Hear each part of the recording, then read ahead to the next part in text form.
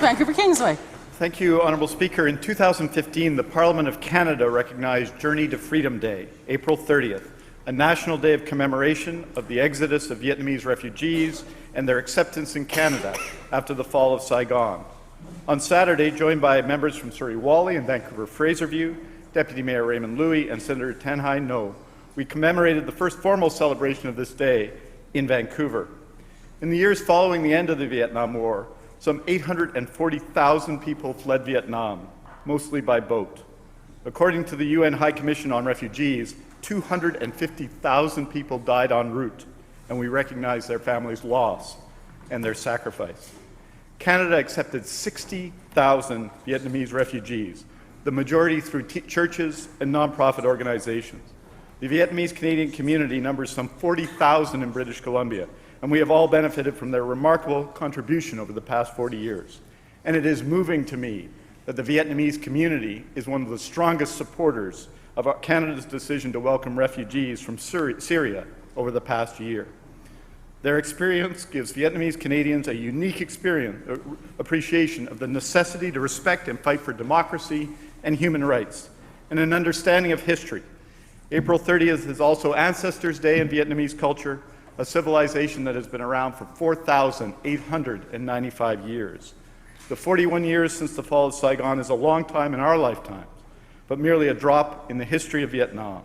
It is essential that all governments, here and there, understand that our time is short, and what we do with it, especially with respect to the rights of the powerless, will say much about how we are remembered.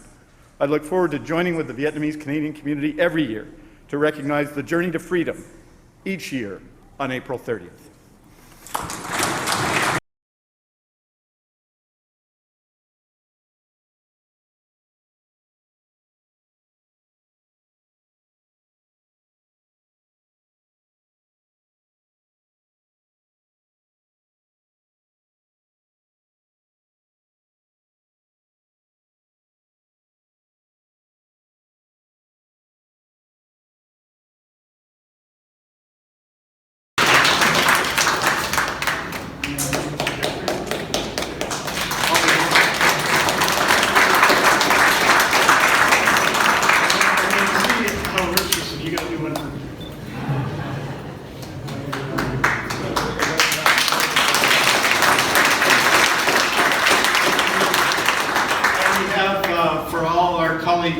MLAs, we have scarves that now we'll just present to all of you.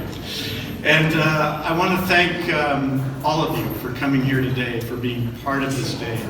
We have, this is the detail of the day, food over there, which is a good thing for us to celebrate together and have a chance to talk together in a more personal way. I want to thank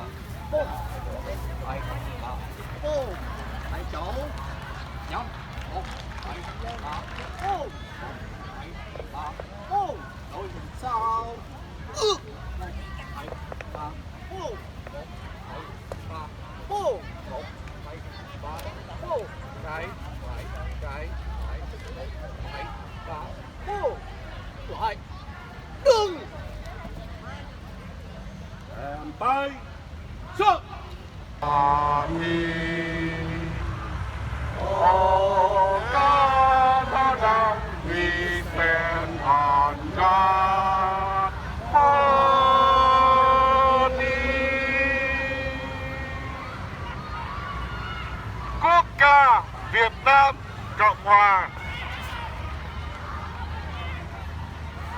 Hãy cùng tiến tới quốc gia đến ngày giải phóng, đồng lòng cùng đi hy sinh thiết vì thân sống, vì tương lai của dân cùng sống phá với tên, làm sao cho núi sông từ nay luôn vững bền, cho thầy phơi trên gươm cao, đưa cây mau vào lên bao, nổi dâu nước miếng phải cần thế minh người không luôn vững bền, tâm chiến con trăng lên nhân ông hàng cho ta, ôi là tiếng người